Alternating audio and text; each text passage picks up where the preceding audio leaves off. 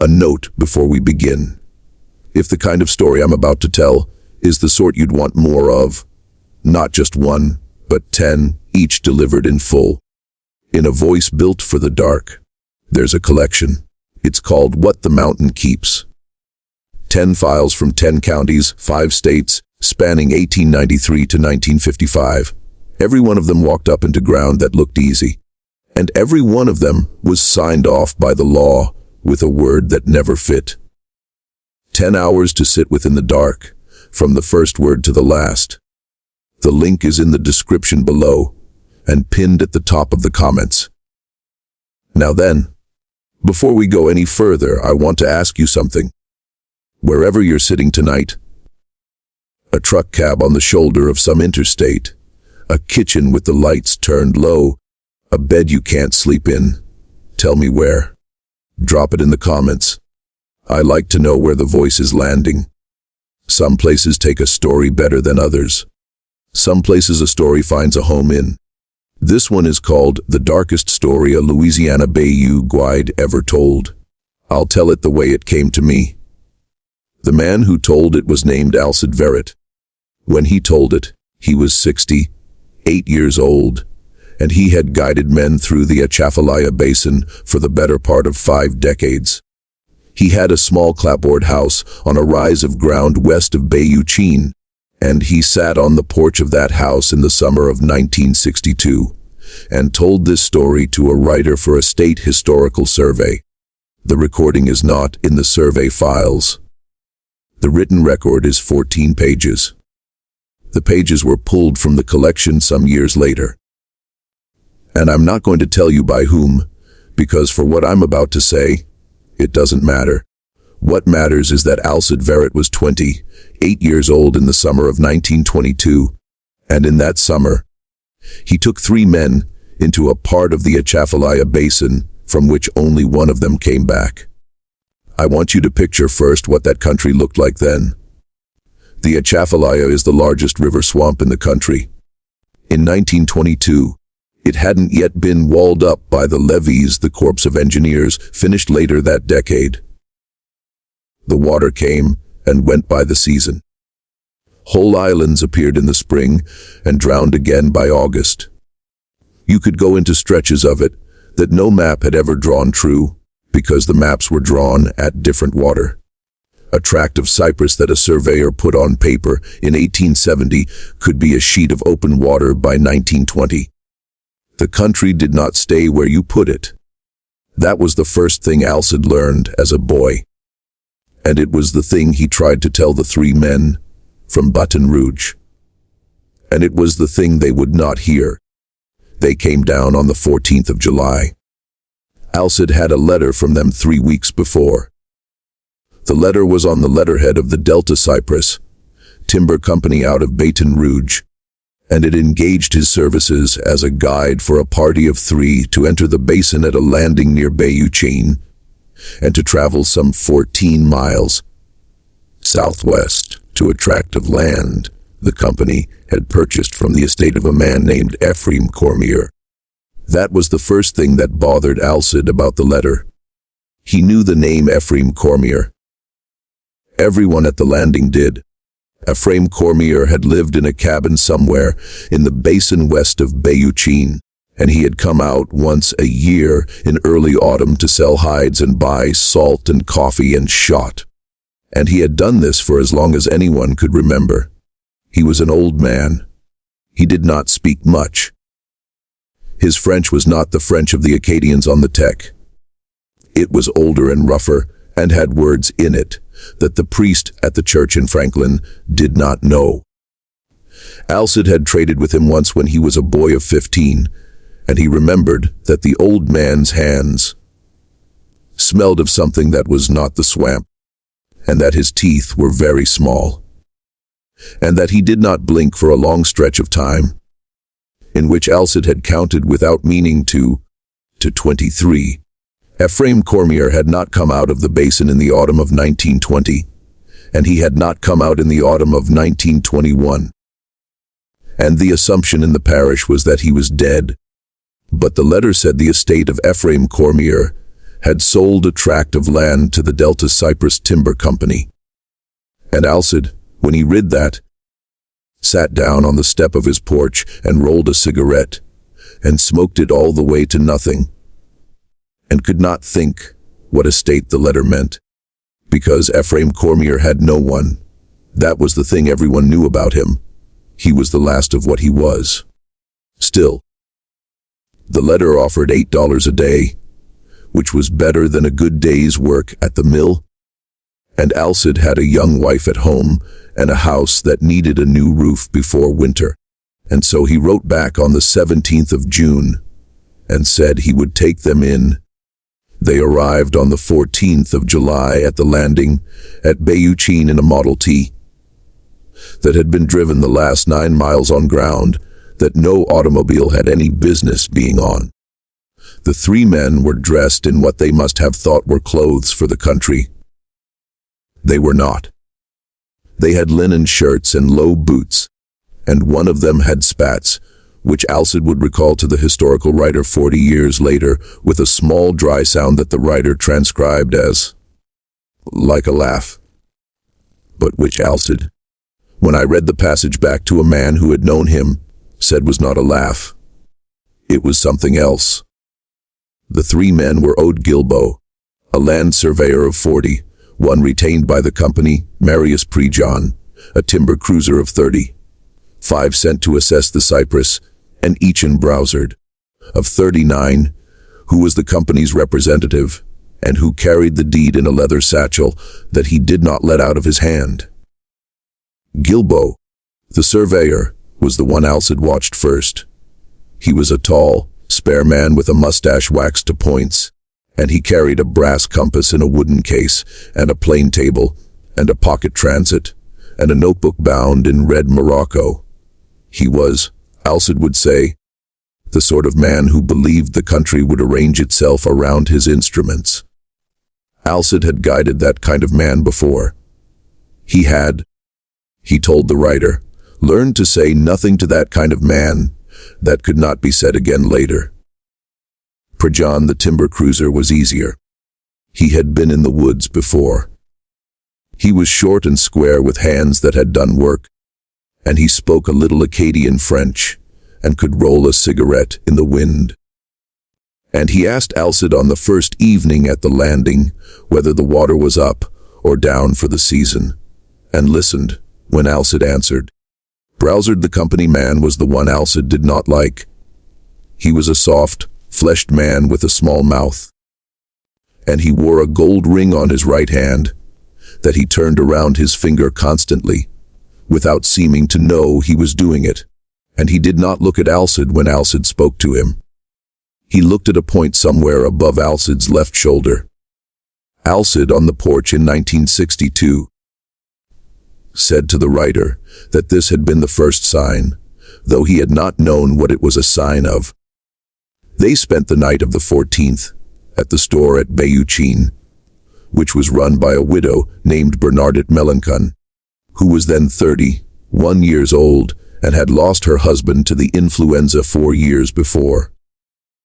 Bernadette had known Alcide since they were both children at the settlement, and she came out onto the gallery of the store after the men had gone to their rooms, and she said to Alcide in French that she had a bad feeling about this trip. Alcide asked her why. She said she did not know why. She said only that when the men had come into the store to buy tobacco, and the one with the ring had signed the ledger, she had looked down at the name he wrote, and the pen had felt for a moment as though it were the wrong weight in her hand, as though it had grown heavier as he wrote. Alcide told her he had felt something similar, though he could not have said what, and he asked her whether she thought he should send them back. She said, "You can't send them back. They've paid you." He said, "I could give it back." She said, "You could, but you won't." They looked at each other in the dark on the gallery, and neither of them said anything for a while. And then she went in. "I want to ask you now, before we go any further into that basin, have you ever had a feeling like that?" A feeling that came before anything happened, and that you could not explain, and that you did not listen to. Leave it in the comments. I read them. I want to know how many of you have had that feeling and remembered it too late. They left the landing at first light on the 15th of July. Alcide had 2 pirogues, and he had asked at the store the night before for a 4th man to pull the second one, because 3 men and their gear was more than 1 pirogue could carry through the shallows west of Bayou Chene. Bernardet had sent word up the settlement to old Alcide Verret, who was then 74 and had been in the basin longer than any man living. Alcide came down before dawn without a word and stood at the landing with his pole in his hand and his old hat in the other, and he waited while the men from Baton Rouge loaded the gear. When the survey chains and the plane table and the leather satchel with the deed were all in the second pirogue, Alcide came up beside Alcide, and he said something to him in French very quietly, that the writer in 1962 took down phonetically in the transcript, and that a man who spoke that dialect later translated for me as, "The old ground doesn't sell. Whatever paper they have, it isn't the deed." Alcide did not answer him. They put out. The first day was easy country. They pulled up Bayou Chene until the bayou narrowed and split. And then they took the westward branch, which had no name on the maps that Gilbo the surveyor had brought with him. Gilbo kept his compass out on his knee, and every quarter hour he consulted it and made a mark in his red Morocco notebook. Premonitions the cruiser looked at the cypress on either bank and made his own marks. Browsard the company man sat with his satchel on his lap and looked at nothing. They saw herons in the shallows, and 1 alligator that slid off a mudbank without hurrying, and a water moccasin that lay along a low branch and watched the pirogue pass with the patient look that snakes have. They made 12 miles before the sun was overhead. At noon they stopped on a shell ridge under the cypress and ate cold biscuit and salt pork. And Gilbo took a reading with his transit and marked their position on the map, and then he looked up at Alcide and asked how much further to the Cormier tract. Alcide told him a day and a half. Gilbo said the company had told him a day. Alcide said the company had not been in the basin. Gilbo made a small sound that Alcide, 40 years later, said was the sound a certain kind of man makes when the country will not do what he has been told it will do. They went on. In the middle of the afternoon they came into a slough that Alcide had been through many times and that he knew as well as he knew the porch of his own house. And he noticed as they entered it that the sound had changed. He said to the writer that he could not at first say what he meant by the sound. It was not that there was less sound. It was that the sound was the wrong shape. The birds were calling, but they were calling in the pattern of dusk, not of afternoon. The frogs were quiet, though the water was warm and the light was right for them.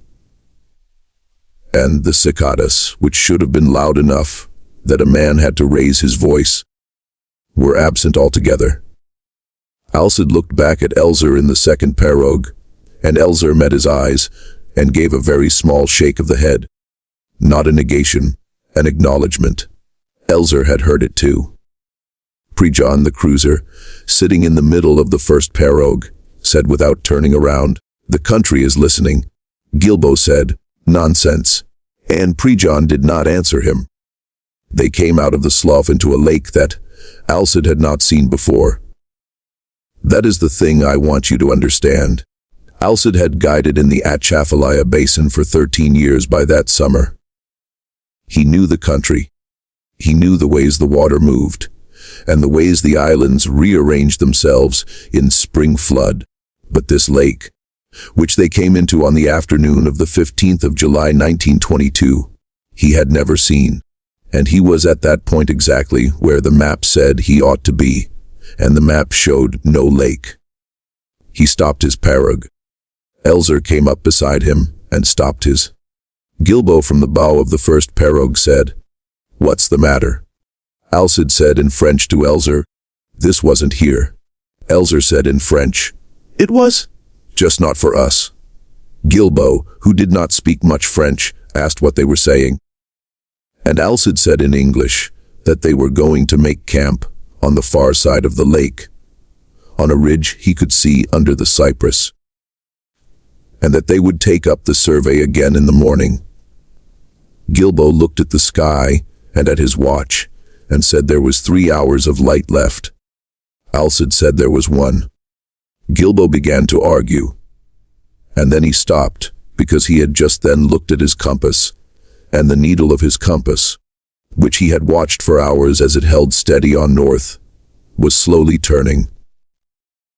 Not swinging the way a compass will when a man moves. Turning steady and slow, as though the pole of the earth were sliding around them. Gilbo put the compass down on his knee. He did not say anything about it. They pulled across the lake. The water was black, not dark. Black the way ink is black. And the pirogues did not leave a wake. Alcide said 40 years later that this was the first thing he could not account for, by any name he had for the country. The pirogue went through the water, and the water closed behind them without a ripple, without a sound, as though the water were remembering itself as it went. Now, let me ask you to breathe here before what comes next. If this is the kind of case you'd want to sit with in the dark, not just hear it once, but keep it. There is a collection I put together with the people at Forbidden Unresolved Stories. What the Mountain Keeps. 10 complete cases.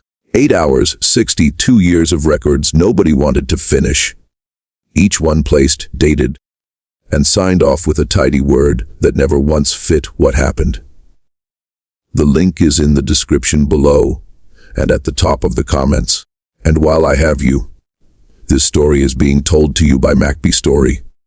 If it's finding a place in you, subscribe. It costs you nothing, and it lets me keep telling them. And if you're hearing this on some other channel, know that they took it without asking. Report it and come find us. Now, let's go back to it. They made the ridge on the far side of the Black Lake as the light went, and they made camp under 3 cypress trees that stood in a line so straight Alcide could not at first believe they had grown that way. He walked around them in the last of the light and found no axe marks and no burn scars and no sign that anything had ever been done to them by a human hand. They had simply grown in a line. 3 cypress trees of the same girth, of the same height, in a row so exact that a mason could have set them. Elzer looked at the trees and did not go near them. They set up 2 tents. The men from Baton Rouge shared one. Alcide and Elzer took the other, though Alcide in the transcript said he did not sleep, and Elzer did not either. And they lay awake in the dark and listened. I want to tell you what they heard. They heard the water breathing. That is Alcide's word. Not the wind on the water. Not the small sounds a bayou makes at night. The water breathing, slow and long.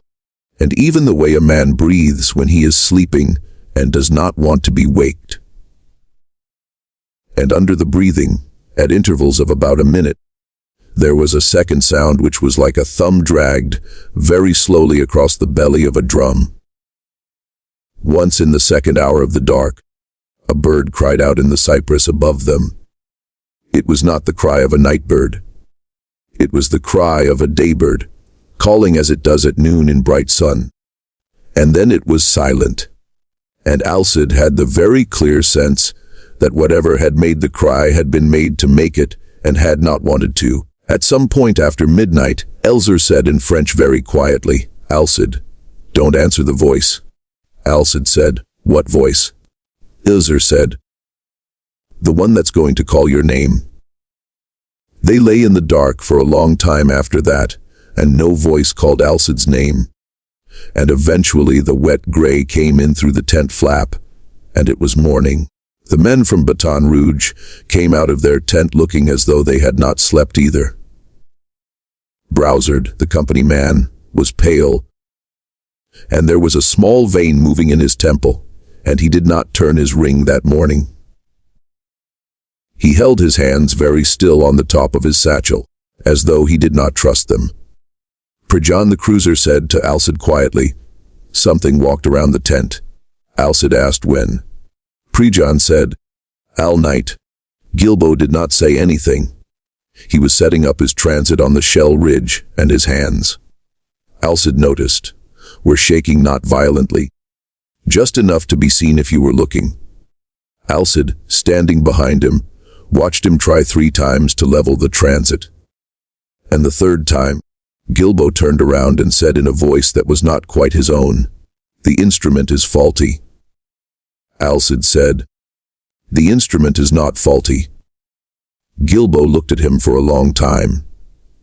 Then he took the transit off the tripod, and he put it back in its wooden case. And he closed the case, and he did not open it again. They ate a cold breakfast and put out into the Black Lake. And they were 3 hours pulling across it, though the day before it had taken them 1. And when they came out on the western side of it, they were, Gilbo's map said, at the Cormier tract. The country here had changed. The cypress were older. They stood further apart. The undergrowth was thin, and the ground under the water was shell, not mud. And the shell was white, and the water above it was clear, so that a man could see through the water all the way to the bottom. And on the bottom of that clear water in the shallows were what Alcide first took to be more shell. And then, as they pulled closer, saw were not shell. I am not going to say what they were. I am going to say only that Alcide, who had grown up in a country where death is a common thing, and who had by his 28th year seen more of it than most men see in a lifetime, put his pole down in the pirogue and looked away, and he did not look back at the bottom of that water for the rest of the day. Elzer in the second pirogue said one word in French. The word was very old, and the writer in 1962 did not know how to spell it, and he wrote it phonetically. And I have been told by 2 men who know that dialect that it is not a word anyone should say out loud. So I will not say it. Browsard the company man looked into the water, and then he looked at his satchel. And then he looked into the water again, and his small mouth opened, and no sound came out. Gilbo said, "We should go." Premonitions the cruiser, whose face had gone the color of paper, said, "Yes, now." But Browsard, the company man, whose ring hand was on his satchel, said, "The deed is here." They all looked at him. He said again, in the same voice, "The deed is here. We're at the tract. We have to walk it." Gilbo said, "Etienne." Browsard said, "We have to walk it. The company sent us to walk it. We're going to walk it." He got out of the pirogue. He stepped out onto the shell in the shallow water, and he walked up onto the bank, and he stood on the bank with the satchel in his hand, and he waited for the rest of them to follow. They followed him. I am going to tell you what happened on that ground, and then I am going to tell you what came after, and then this story will be over. I want you to understand before I go on that Alcide Verret, who told this to a writer in 1962, told it once and never told it again, and he made the writer promise that the transcript would not be published in his lifetime. And the writer kept that promise. And Alcide died in the autumn of 1968 in the same clapboard house on the rise west of Bayou Chene, of what the doctor called heart failure, and what a man who was there at the end called something else. And the transcript came out of the survey files some years after that. They walked the tract. There was a house on it. That is the first thing I need to tell you. The letter from the Delta Cypress Timber Company had mentioned no house. The map had shown no house. Ephraim Cormier had lived in a cabin. and everyone at the landing knew he had lived in a cabin. But the thing that stood on the tract that day was not a cabin. It was a house of 2 stories, with a gallery around the 2nd floor, and shuttered windows on both floors, and a chimney of brick that had been laid by a man who knew brickwork. And the house was painted, or had been painted, in a white that had gone the color of old bone, and the shutters were painted a green so dark it was almost black. The house stood on brick piers about 4 feet off the ground, in the manner of an old Creole house from the last century. And the yard around the house was clear of undergrowth, though there was no sign that anyone had cleared it. It was simply clear. The cypress stood back from the house at what Alcide would say 40 years later was a respectful distance, and the ground between the trees and the house was covered in a fine white shell, raked in curving patterns that no man had raked that morning, because there was no man there and no rake. Brassard walked up to the house. Gilbo said, "Etienne, wait." Brassard did not wait. He went up the steps of the gallery, and he tried the front door, and the door was not locked. He opened the door and he went in. Premonitions said, "Ah, Christ." They followed him. Inside, the house was furnished. There was a hall, and off the hall a parlor, and in the parlor there was a table set for dinner. There were 4 plates. There was food on the plates. The food was not old. It was not fresh. It was in a state that Alcide, who had never seen anything like it before, could only describe as waiting. The candles in the candlesticks on the table were lit. They were not new candles. They had been burning, from the look of them, for some hours. And there was no draught in that house, though the door had just been opened, and the flames of the candles did not move. There was no one in the parlor. There was no one in the hall. Brassard went into the kitchen, and there was no one in the kitchen, though there was a kettle on the stove with steam coming out of it. And Premonitions went up the stairs and came down again very quickly, and said only, "There is no one." They stood in the hall of that house, the 4 of them, and looked at each other. Gilbo said, in a very small voice, "Then who lit the candles?" The Brassard said, "The deed is valid." The Gilbo said again, "What?" Brassard said, "The deed is valid. We're going to walk the boundary. We're going to walk the boundary, and we're going to go back, and we're going to file the deed." Premonitions said, "Etienne, the candles are lit."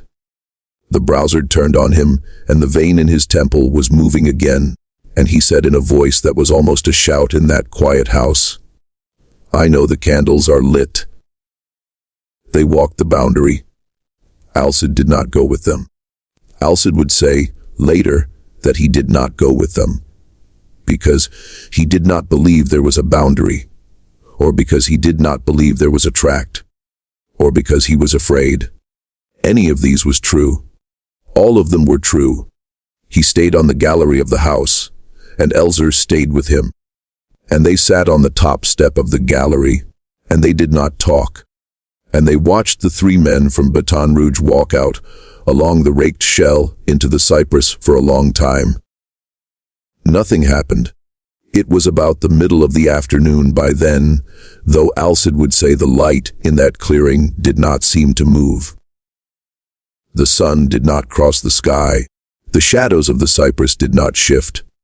Alcide's pocket watch, which he took out and looked at 3 times in the space of what he would have called an hour, showed the same time on the 3rd look as it had on the 1st. And Alcide, when he told this to the writer, said he had not at the time been able to bring himself to wind it, because he had the very strong sense that if he wound it, something in that clearing would know that he had. At some point in what was not an hour, Premonitions came back. He came back alone. He walked out of the cypress on the west side of the clearing, and he was walking in a straight line, and he was walking in the manner of a man who has walked a long way but does not know it. Alcide stood up on the gallery, and Elzer stood up beside him. And Prejon came across the raked shell, and he stopped at the foot of the gallery steps, and he looked up at them. His eyes were wrong. That is what Alcide said. Not the pupils, not the color. The eyes themselves were wrong in some way that Alcide could not put into a sentence in 1962, and that the writer wrote down as long pauses. Prejon said, Alcide. Alcide said, Marius. Prejon said, where's my hand? Alcide looked down at Prejon's hands. Both of Prejon's hands were where they should have been.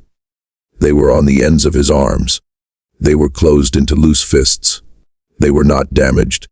They were the hands Alcide had watched roll a cigarette on the gallery of the store at Bayou Chene 2 nights before. Alcide said, Marius, your hand is right there. Prejon looked down at his hands. He looked at them for a long time. Then he looked up, and his face had not changed, and he said very calmly, Alcide, where's my hand? And Elzer put his own hand on Alcide's arm. Elzer said in French very quietly, don't answer him again. Alcide did not answer him again. They waited. Prejon stood at the foot of the gallery steps, and he did not move, and he did not blink, and after a while, Alcide could not say how long, the shape of him became difficult to keep in focus. Not that he faded. Alcide was very clear on this. He did not fade. It was that the eyes of the man who was looking at him, which were Alcide's eyes, began to have trouble deciding where the edges of him were, as though he had begun to be more than one place at once in very small increments, and the eye could not settle on which of the places was the real one. Alcide looked away. When he looked back, Prejon was gone. There was no one at the foot of the gallery steps. The raked shell was undisturbed. Gilbo came back about an hour after that. He came back the way he had gone, out of the eastern Cyprus, and he was carrying his red Morocco notebook in his hand, and the notebook was open, and he was reading from it as he walked.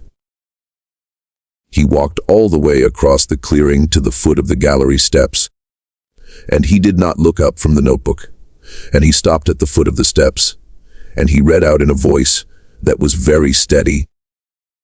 North boundary, 63 and 2 chains marked. East boundary, 63 and 2 chains marked. South boundary, 63 and 2 chains marked. West boundary, 63 and 2 chains marked. The tract is a square. The tract is a perfect square. There are no natural features on the tract. There is no water course on the tract. There is no elevation change on the tract. The tract does not exist. He closed the notebook. He looked up. He said to Alcide, please tell my wife I finished the work. Then he walked past them up the gallery steps and into the house. And Alcide and Elzer heard him walk down the hall and into the parlor and pull out a chair at the table, where the 4 plates were, and sit down. They did not go in. Browsard, the company man, was the last to come back. He came back at dusk, which Alcide only knew was dusk, because he looked at the sky and saw that the light had gone gray. Though he could not have said when, and he could not have said how, because he had not been watching. Browsard came out of the northern Cyprus, walking with the leather satchel in his hand, and he was walking easily in a way he had not walked all day, and he was smiling. That was the thing Alcide could not in 1962 get past. Browsard was smiling. He had not smiled once in all the days since he had come off the road from Baton Rouge. And now, walking out of that country at dusk, he was smiling. He came across the raked shell, and he came up to the foot of the gallery steps, and he looked up at Alcide, and he said in a pleasant voice, it's a good tract. The company will be pleased. Alcide did not answer him. Browsard said, where's Gilbo? Where's Prejon? Alcide said, they went in the house. Browsard said, eh. He turned and he looked at the house, and he looked at it for a long time, and then he turned back and he said, Still in the pleasant voice, "You should go now, Alcide." Alcide said, "What?" Browsard said, "You should go now. You and the old man. You should take the pirogue and you should go, and you should not stop until you make Bayou Chene, and you should not under any circumstances look back at this clearing after you've left it." Alcide said, "What about you?" Browsard said, "The company sent me to walk the tract. I've walked it." Alcide said, "There's paperwork." Browsard said, "Alcide, I am telling you to go." And then, and this is the last of him that Alcide would say he saw. Browsard's small mouth changed. The smile did not go away. The smile stayed exactly where it was. But under the smile, the mouth changed, and there was, for the very briefest of moments, something that was not a mouth at all. And then there was a mouth again, and the smile was still on it. Alcide went. They took the two pirogues. They put out into the shallows west of the house. They pulled through the clear water, where the shell on the bottom was not shell. And Alcide did not look down, and Elzer did not look down. And the light held gray, though it did not deepen. And they came into the black lake, and they crossed the black lake. And the water did not close behind them this time. It had parted for them, and it stayed parted in two long lines of black water, as though it had been cut. And Alcide would say that when he looked back once, though he had promised himself he would not.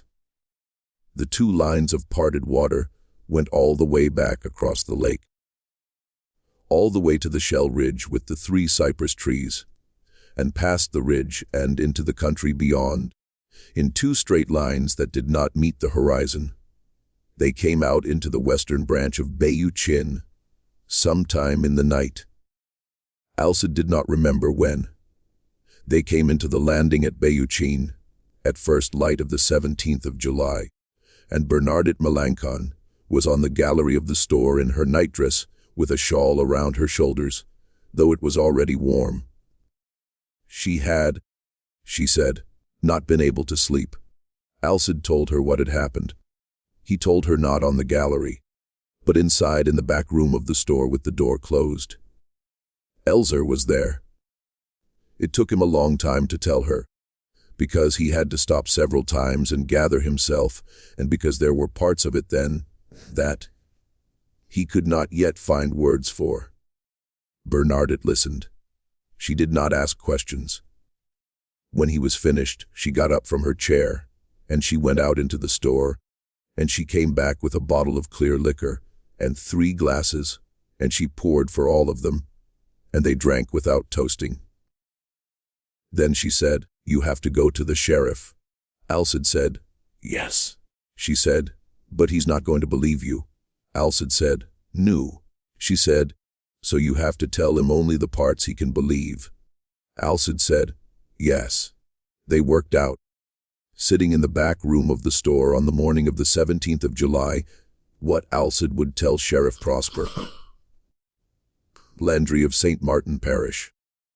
It was, in essence, the true story with the impossible parts left out. 3 men from Baton Rouge had gone into the basin. They had lost themselves in a stretch of country west of Bayou Chene. Alcide had waited a day, and then a second day, and then had come out alone. He and Elzer Deuce, an experienced man of the basin, would testify to this. There was no evidence of foul play. The men had simply become separated from their guide and had not returned. Sheriff Landry took the statement. He took it in his office in Franklin on the 18th of July. He read it back. He asked Alcide 2 questions, and Alcide answered both of them. And then Landry looked at Alcide across the desk for a long time, and Alcide, on the porch in 1962, said that he understood in that moment that the sheriff knew.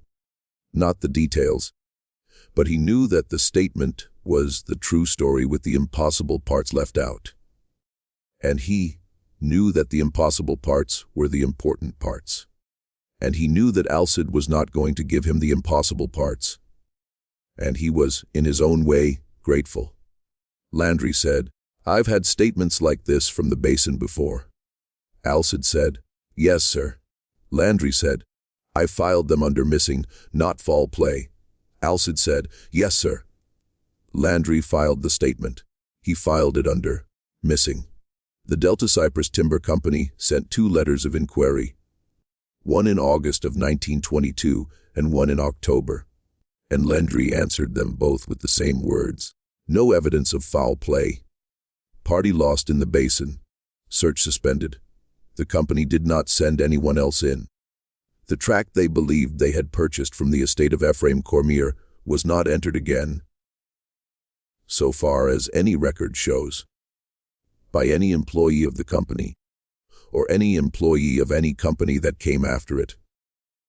The Corps of Engineers, some years later, in the surveys they did for the levee system, drew the country west of Bayou Chene as an unbroken cypress swamp with no house, no clearing, and no tract of any Ephraim Cormier or any other man on it. And that would be the end of the story, and this is the point at which I would ordinarily let it go and let you sit with it. Except that Marius Prejean's wife in Baton Rouge, whose name was Odile, and who was 32 years old in the summer of 1922, received a letter on the 23rd of July, 4 days after her husband was reported missing.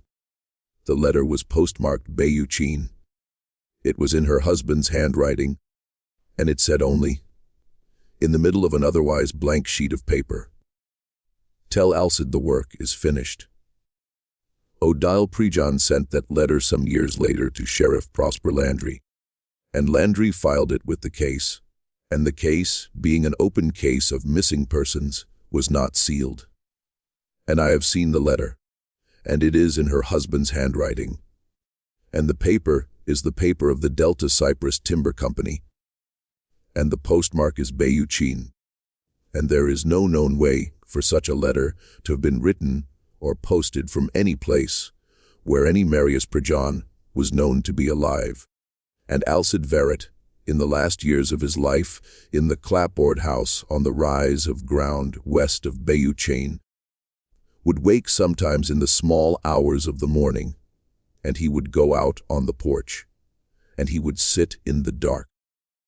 And a man who was there at the end, and who sat with him on those nights, told me that Alcide would sometimes tilt his head in the dark as though he were listening. And that once, in the summer of 1967, the year before he died, he had said without turning, "Bernardet, he's calling my name again." And there was no one calling. There had not been anyone calling for 45 years. But Alcide was still not answering. That was the last thing he had learned in the basin, and it was the thing he had held on to, and it was, he had come to believe, the only reason he was still alive to hold on to anything at all. If you've stayed with me all the way to the end of this one, thank you. Tell me in the comments whether you would have gotten in the pirogue, whether you would have taken the $8 a day, whether you would have gone to the sheriff, or whether you would have said on the gallery of Bernardet Melencon's store, on the night of the 14th of July, that the pen felt too heavy, and given the money back and gone home. I don't know what I would have done. I know what I hope I would have done. But I've been in enough dark rooms to know that hope in the small hours is not the same as what a man does when the letter is on the table, and the money is real, and the roof needs a new season of shingles before winter. Stay with us for the next one. There is another one coming. There is always another one coming. That's the thing about the country. It doesn't finish. It only rests.